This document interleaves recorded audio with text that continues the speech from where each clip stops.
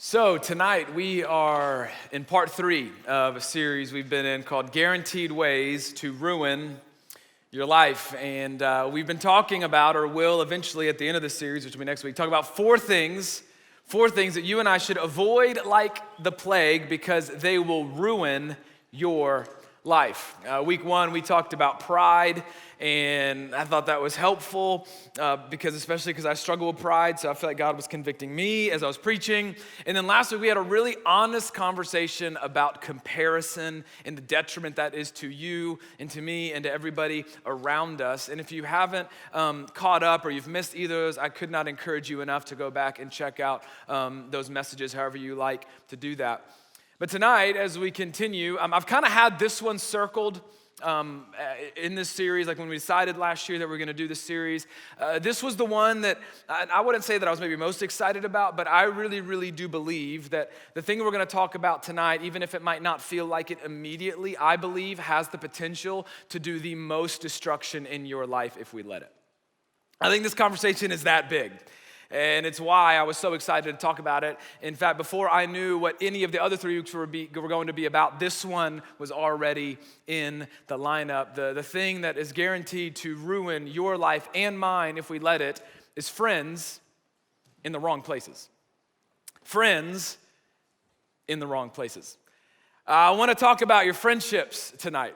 I want to talk about the people closest to you tonight, people that have the greatest amount of influence in your life. I mean, our friendships are almost everything, especially, you get into college and you're away from your family, you're away from home, and you live with your friends, you're doing life with your friends. I mean, they're everything, they're everywhere as it should be. And so tonight, I want to take an honest look at some of those friendships, but I want to define what friends I'm talking about, okay? Because you've got different layers of friendships. You've got some friends that are like BFFs, and then some that are just like, I can't remember your name, so I'll call you bro till I do, like one of the, but they're a friend, but not really. We got these different levels and different layers of friendships. And so these chairs here tonight will kind of represent what I mean. I want to talk to you tonight about your inner circle. And I don't mean like your clique.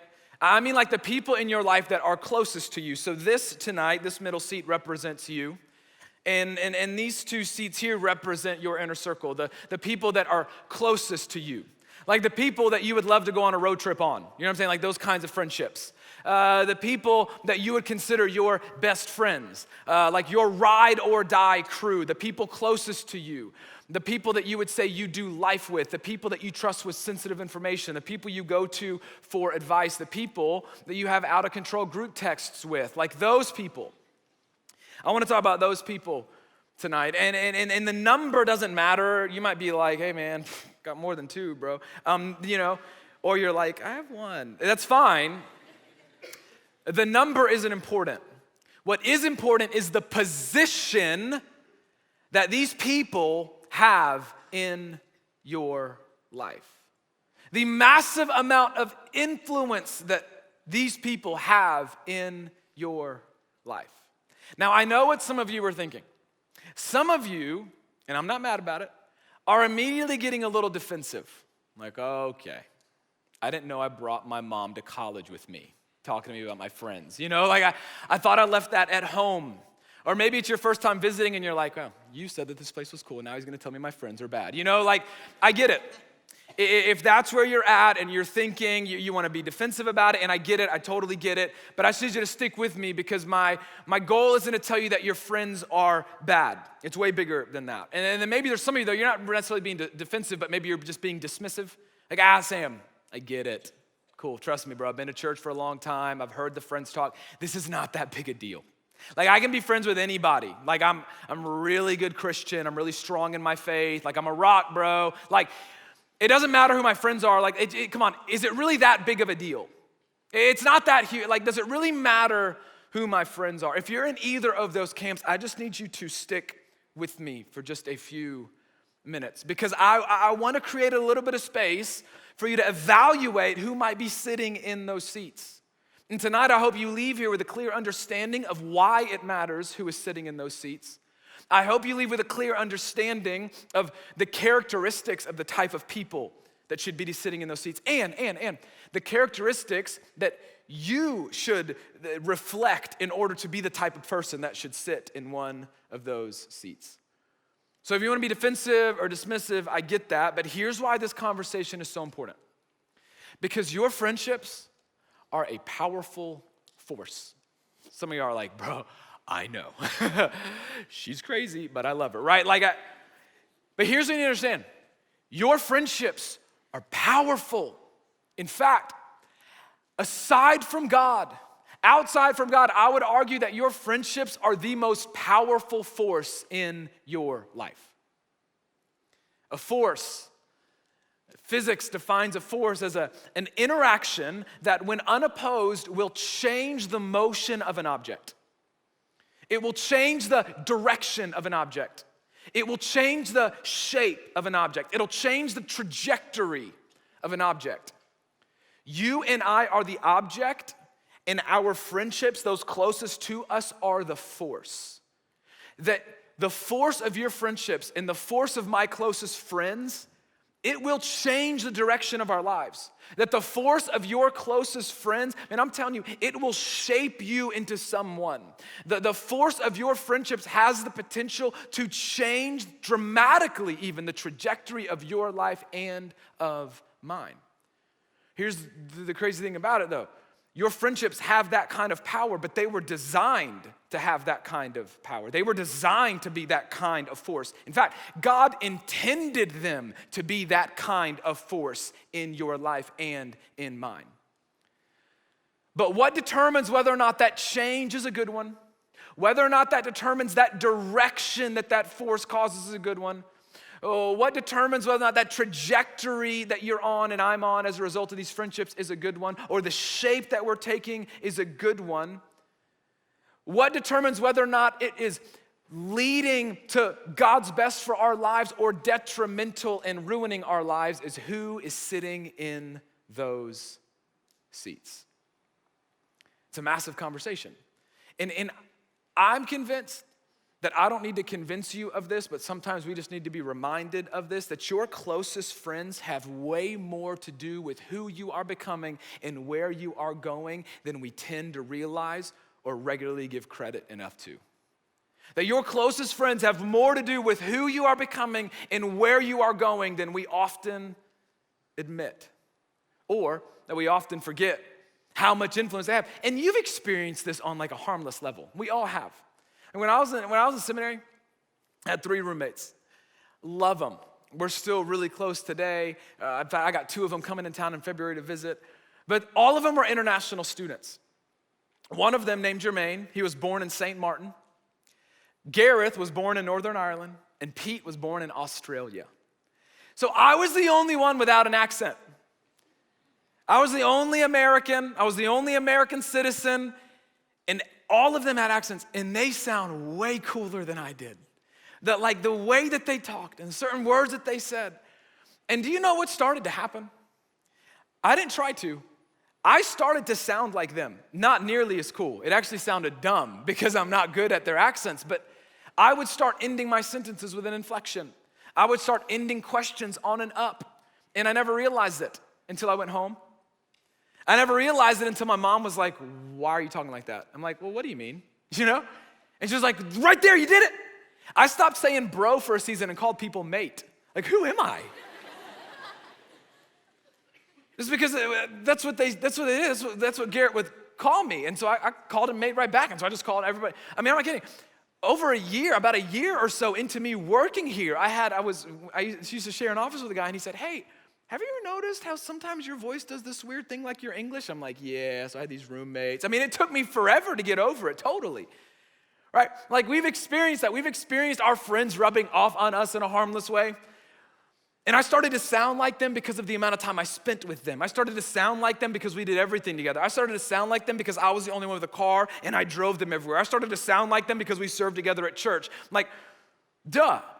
And you've experienced a level of this too. Like there are phrases that you say or words that you use and you never used them, but your friends started using them, or ways that you dress or things that you listen to. Like you rub off on each other in a way that just kind of makes you look really, really similar, and you just roll with each other. That happens to all of us. However, that rubbing off can be a lot more significant than we give credit for, because it's not always harmless. Because come on, you know this. The people closest to you, the people that have the most influence in your life, like what'll start to happen is you'll begin to value what they value. Like what'll start to happen is you'll start to think in some ways the way that they think.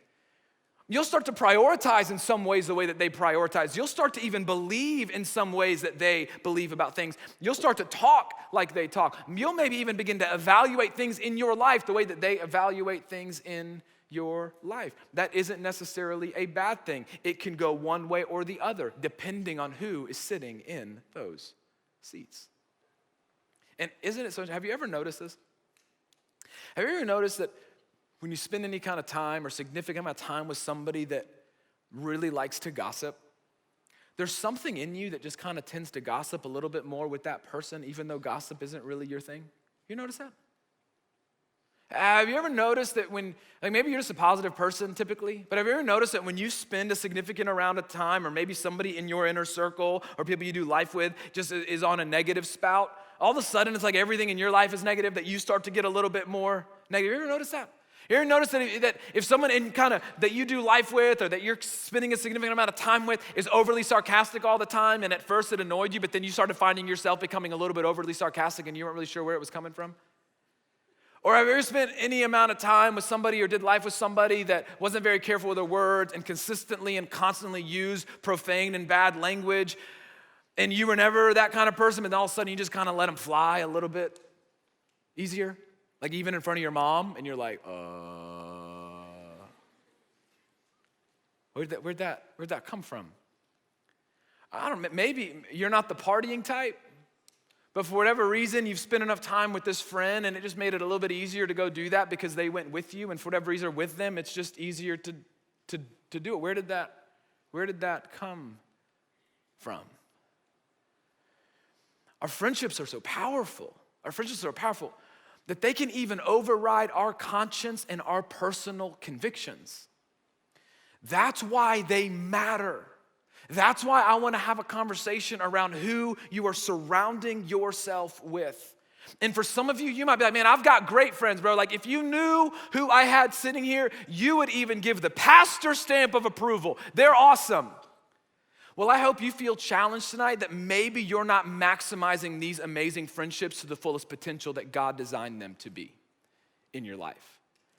They matter because they're a force. And the Apostle Paul, 1 Corinthians 15:33, when he says, do not be misled.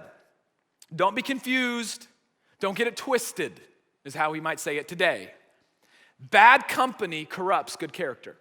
This is what it does. Bad company corrupts good character.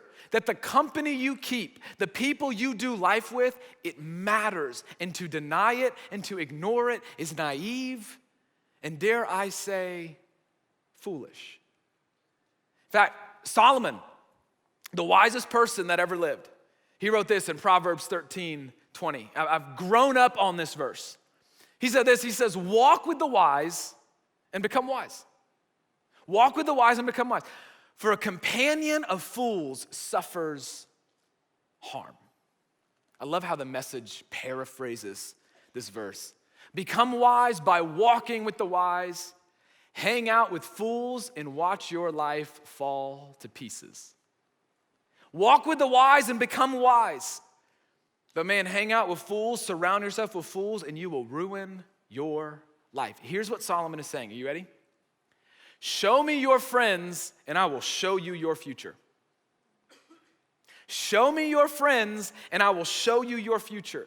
You show me who you are consistently surrounding yourself with, and I'll project to you who you are going to become. You show me who you are consistently surrounding yourself with, and who is speaking into your life, and who you are doing life with, and I will show you where you are headed. It's not a threat.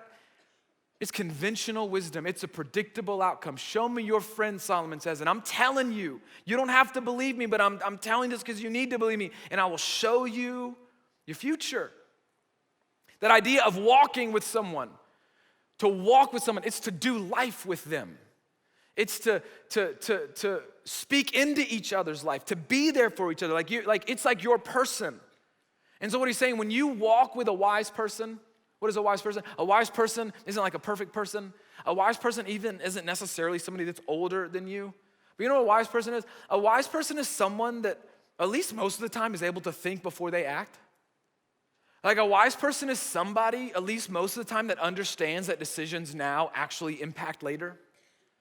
A wise person is somebody who, at least most of the time, is comfortable or at least able to have difficult conversations, even if it's hard or uncomfortable. That a wise person is somebody who is concerned with the truth, not just with what they think. A wise person is someone who is not set in their own way and thinks that they are always right. A wise person, especially in our context, is someone who has reverence for God and takes their cues from Jesus. When you walk with that kind of person, he's saying you're gonna become that kind of person. That you're gonna grow in wisdom. A very general term, as Solomon uses it. And do you know why that should matter to you? Do you know why you want to become that kind of person? Because wise people experience less regret. They just do. Wise people have more fulfilling relationships because they handle them better and with more respect and with more love. That wise people experience greater intimacy with God. We talked about this, I think, in week 1, but the beginning of wisdom is the fear of God. That wise people understand who God is. Wise people experience more joy and freedom. Say, hey, listen, who you hang out with is who you are going to become. Who you do life with, it's going to rub off on you in a very significant way. And foolish people, isn't it so interesting? He says that for a companion of fools, he doesn't say they become foolish. It's worse than that. A companion of fools suffers harm. Like suffers harm personally. Like parts of your life, if not your life, will be ruined. Like you are heading down a path that you don't want to head down. You're going to become a person you don't want to become. Because look, I'm not calling anybody foolish. I'm just telling you what a foolish person does. A foolish person, they have no regard for other people. Do you have any friends like that? Or close friends like that? Like foolish people, they have a limited scope of thinking. Like they don't look at the big picture and see that now impacts later. Like foolish people are way more likely to act immaturely. Foolish people, they're not really concerned with the truth. They might be more concerned with fun than truth. They might be more concerned with opinion than truth. That foolish people will often prioritize now at the expense of later. And foolish people, especially in the context that Solomon is talking about, they don't take Jesus seriously. They don't take the ways that God has called us to live seriously. And a companion of fools, he says, man, it's going to harm you. Your life will fall to pieces. It's going to ruin your life. You know why? In fact, some of you, just being honest, don't elbow anybody, but you've experienced this. Because doing life with those kinds of people, it's going to create more problems in your life. Like doing life with those kinds of people is going to create more regret in your life. Doing life with those kinds of people is going to lead to more broken relationship. It's going to lead to more complication in your life. And ultimately, it's going to lead to a stagnant faith and a stunted relationship with Jesus. Because your friendships, the people that are closest to you, they are a powerful force in your life. Good or bad, and it depends on who is sitting there. And if I could sum up what Solomon is saying, I would say it like this. Your friends, I shouldn't say it, I would say it like this because I didn't make this up. I'll get to that in a minute. But your friends will determine the quality and the direction of your life. Your friends, the people that you're closest to, your inner circle, like your crew, your people, they will determine the quality and the direction of your life. This is a principle that even if you don't want to believe it's true, it doesn't make any sense to do that because a principle, it's almost like a law of nature. It's a law of the world, and this principle is going to win out. You ever been to the beach and you're like hanging out in the water and the girls are tanning and you're trying to be all athletic with a tennis ball, you know? Thinking you're Odell Beckham Jr. and you're diving and think you look way cooler than it actually looks from the beach, you know? And then you're swimming, you're having fun, you're jumping, you're trying to jump over the waves and you're throwing a football, and then after 20 minutes you look up and you're like, where did my spot go? Like, that's not my hotel. When you were younger, it was like, Mom, Like, what happened? You didn't feel it? You weren't moving from side to side. How did you get there? The current moved you.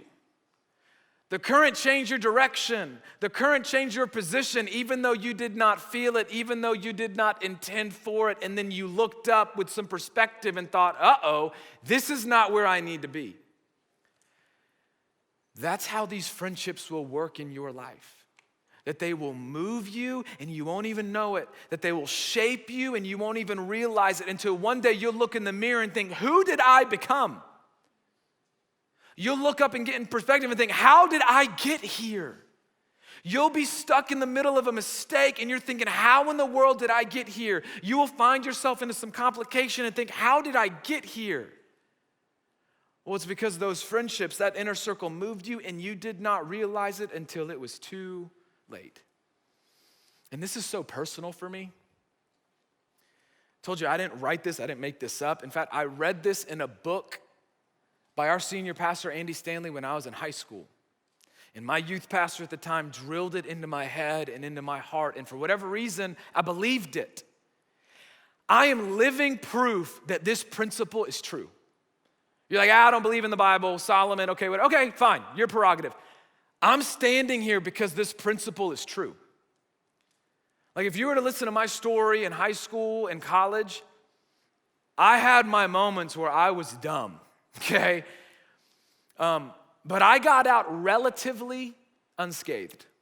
Not with no regret, and not with things that I wish I could go back and do differently, and not some things that I'm so grateful for the grace of God in my life, but I got out relatively unscathed. And do you know why? Because I believed that statement to be true. I got out relatively unscathed because I was fortunate enough to have the right people in the right space in my life, that I had the right people in these positions in my life, and I took it seriously, and I invested in the right relationships. I made sure the right people were sitting here. Like I had people in my life that really loved me. Like I had friends in my life that were willing to challenge me and speak truth to me and not just tell me what I wanted to hear. I had people in my life, friends in my life that checked in on me. I had friends in my life that wanted to spur me on to follow Jesus. I promise you, I did not get out relatively unscathed because I was a really good Christian. I was not a sheltered boy growing up, and it certainly wasn't because I'm a rule follower. Ask my wife about that one even today. I got out relatively unscathed because I had the right people sitting here and here. I had a guy like Miles that I talked about last week who were there to ask me difficult questions. I had a guy like Ben Ramsey who stood next to me at my wedding, and we talked earlier on the phone today that I lived together in college, and he continued to spur me on to be the best version of myself. It's because I had a guy like Kyle Wilson that I was texting with earlier this morning who was there to be an encourager and speak life into me. It's because of a guy like Eugene that I had breakfast with on Monday who was a little bit older than me by a year and a half, and he was always somebody that I could look to and someone that spoke life and belief into me and had hard conversations with me. It was because I thankfully, by the grace of God, built an unbelievable relationship with my little brother, and he got to sit in one of these seats, and he always brought out the best in me. It was not because of me. It was not because I was special. It was not because my faith was solid. No, it was everything because God put these people here and I leaned in. And I did not underestimate the force that friendships had on my life, and I'm so grateful that that's the case. You know, one of my greatest fears for my daughter, I've got a lot of fears, I need to give these to the Lord, but this one is at the top of the list. One of my greatest fears for my daughter, who is 17 months old. Anyone that doesn't want to be her friend is an idiot. But she's so cute. I get mad at people. We're in the grocery store and she waves and they don't wave back. I'm like, bro, who are you? Like, did you see that ponytail? And did you see that wave? Wave at my daughter, please. You know? I'm not kidding. I judge people. I'm like, okay, well, not inviting you to church. Actually, opposite. I'm definitely inviting you to church because you got a problem. Okay, sidetrack. So one of my greatest fears for my daughter is that she would have the wrong people in these spots. It makes me sick if I think about it too much.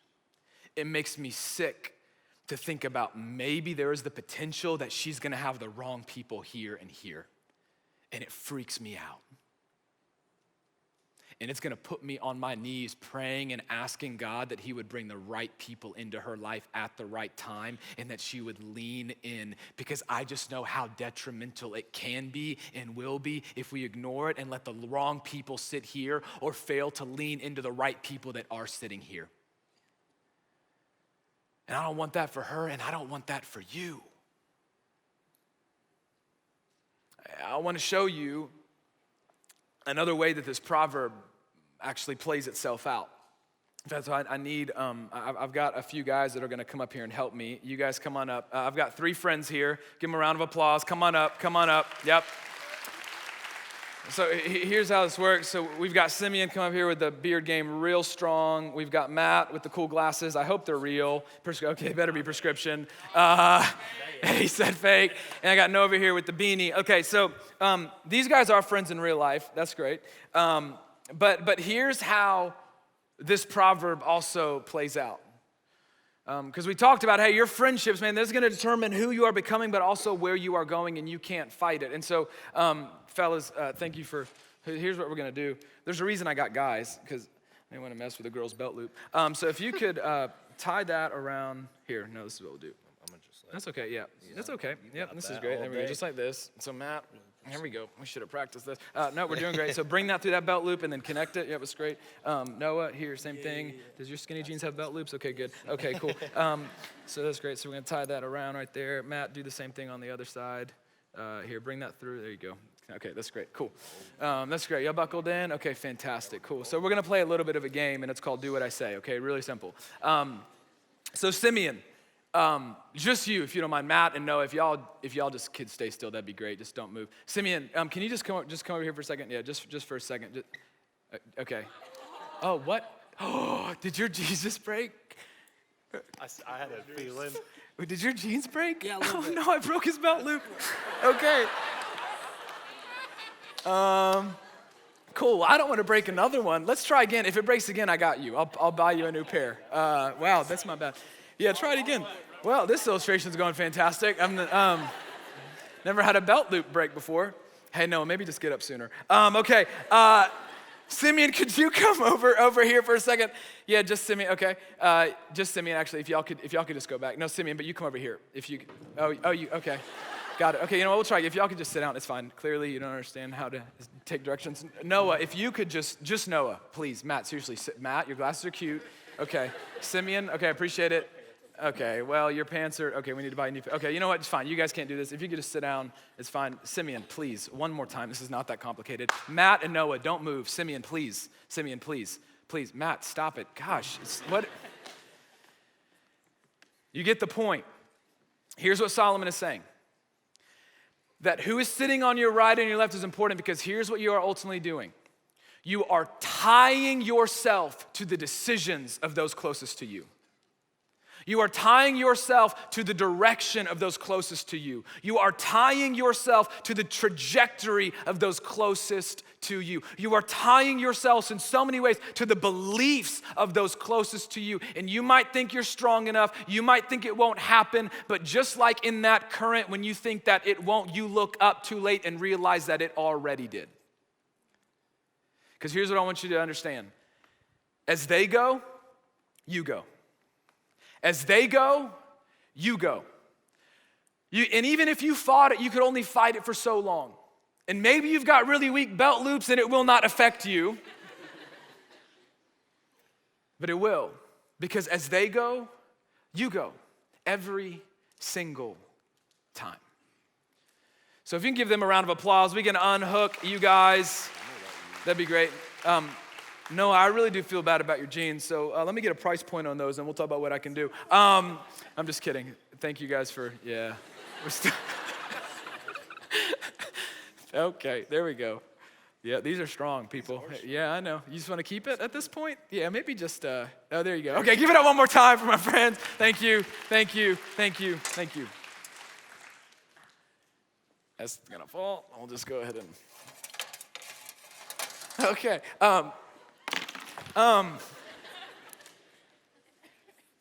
We're just real here, people.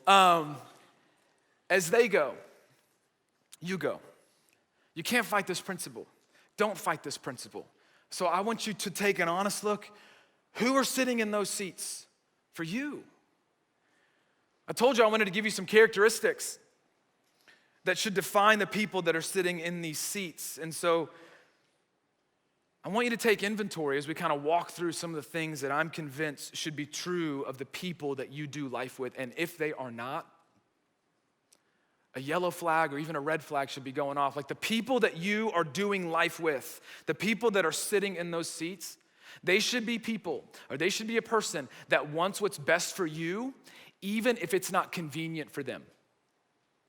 That they want what's best for you, even when it's not convenient for them, even when it's uncomfortable for them, even when another option would be easier for them, but they want what's best for you, even when it's not convenient for them. Those are the kinds of people that you need to surround yourself with.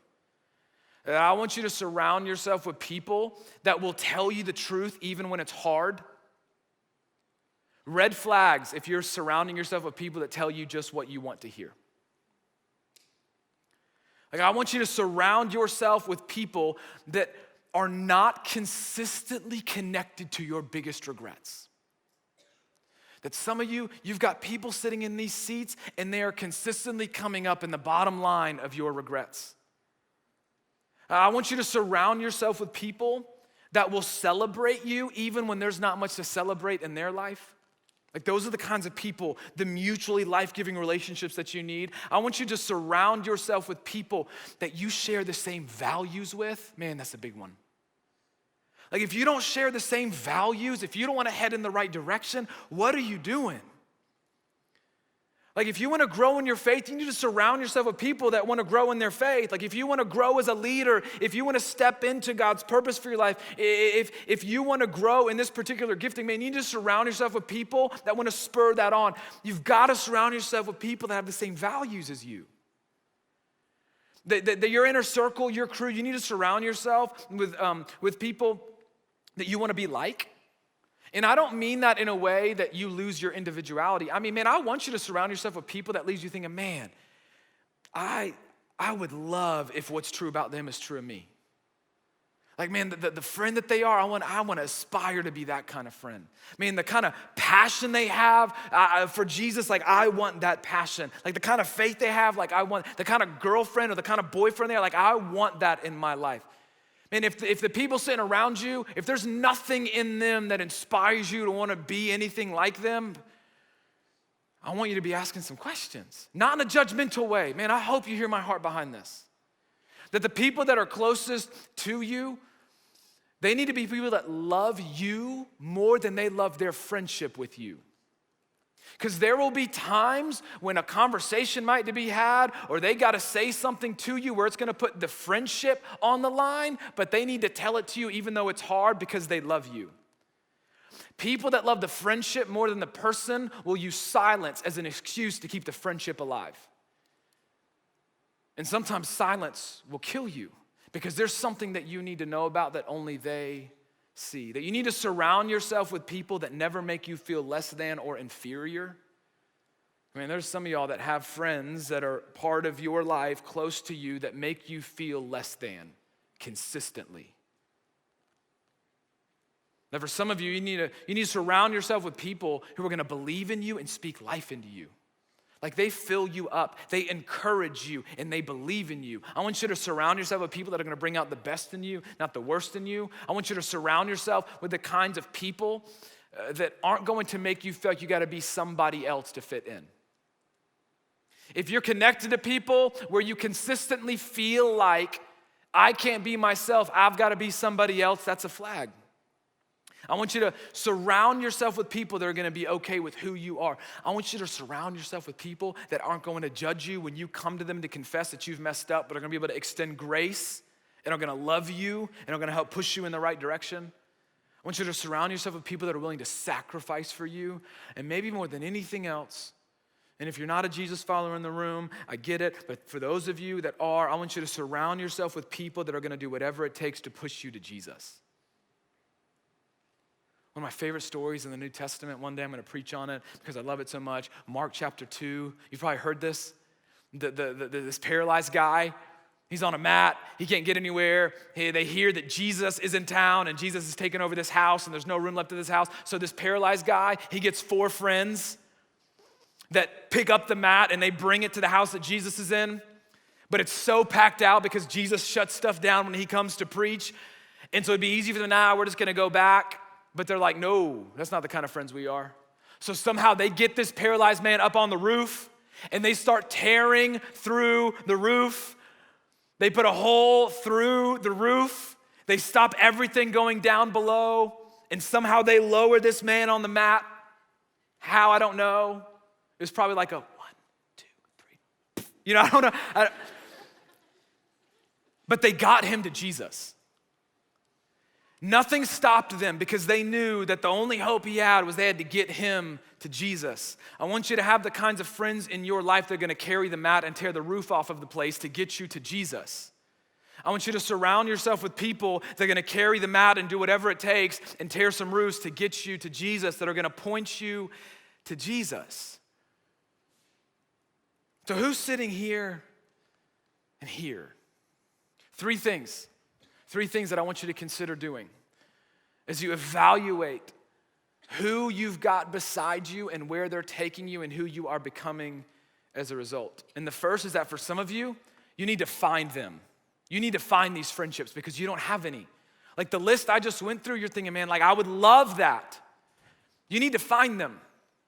And then maybe you've got some friendships and they're okay, but you need to find some friends. Maybe you've just been trying to do life alone and you need to know that you can't and you need to find them. Here's what I found about finding them. You run to the right places and you'll often run into the right people. If you run to the right places, you're often going to run into the right people. If you're running to this place, I know I'm biased, but I'm telling you, you are running to the right place to find the right people. In fact, for some of you, man, y'all have met somebody at dinner and y'all have exchanged numbers, but you're like, okay, whatever, yeah, it was cool meeting them. Or you keep running into the same person. Maybe there's somebody here that you need to find, that you need to connect with. For some of you, when we open small group registration this fall, you need to stop being scared about it and you need to commit to doing community with people that are like-minded, maybe not all the same beliefs, but trying to figure life and faith out together. You need to figure out how to find them, but I'm telling you, you plug into the right places. For some of you, man, I'm telling you, you start serving here. You start serving here, you're gonna meet like-minded people. You start serving here, you're gonna meet other college students that are trying to figure life out. You start serving in preschool ministry or transit or high school. I met some of my best friends in college because we served together at church. You run to the right places, you're gonna run into the right people. Some of you need to find them. Please, please, please find them. Some of you, you need to make them. And by that, I mean this, that for some of you, you've got great people here. In fact, for some of you, you're so fortunate. I was reading through that list and you were thinking, man, yeah, like they're that person. Like I've got the right person here. So by make them, here's what I mean. You need to start taking these relationships a little bit more seriously. Like I want you to really start investing in these relationships, not just because it's fun, not just because you get each other, but I want you to allow God to maximize what he can do in your life through these friendships. So maybe you need to step up and lead out and say, hey, let's get a little serious about this. Like I love you, but I don't speak enough truth to you. We need to set aside time where we can start speaking truth to each other. Hey, I love you, man, but I've been holding back something that I've just got to tell you. Hey, I love you, but I feel like our time could be a lot more intentional. Hey, how can we be more encouraging to each other? Hey, how can we spur each other on? For some of you, man, I want to encourage you. You got these friendships, that's great. I want you to ask the question, what might it look like to start taking them a little bit more seriously? And then the third thing is this. For some of you, you just might need to move them. You might need to move some people. Now, let me be very, very clear about this. By move them, I don't mean move out. Like, I'm not telling you need to call a friend that maybe needs to be moved and you're like, hey, listen, so this college pastor said we can't be friends anymore. Here's his Instagram. It's not my fault, you know? Hey, listen, you know the living room. Yeah, that guy Sammer, yeah, he's a jerk. He said that you can't hang out with me anymore. Not my decision. I'm sorry. God told me. Don't do that. Please don't do that. Move them over. Don't move them out. If I had more chairs up here, you can kind of continue this process. You've got friends that you can be friends with that don't line up with everything that you believe. They just don't have the position of influence that other friends have.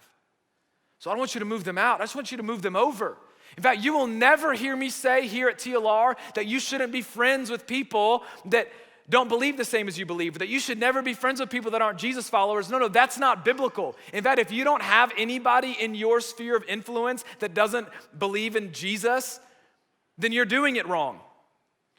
We're called to be light. We're called to be salt, okay? So you need to have relationships with people that need to know about Jesus, that need to know there's a better way. But what I'm saying is they don't need to have this position in your life.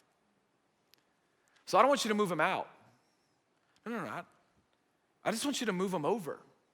I want you to move them over, and I want you to put somebody there that needs to be there for you. Here's the deal. This powerful force of these friendships, the wrong people in these seats, it's going to lead to your detriment and to your ruin. But I'm telling you, the right people in these seats will lead to fulfilling and healthy relationships that are going to spur you on to become the person you want to be and help take you where you want to go. So please, please, please, I'm begging you, don't brush this off as a friendship talk.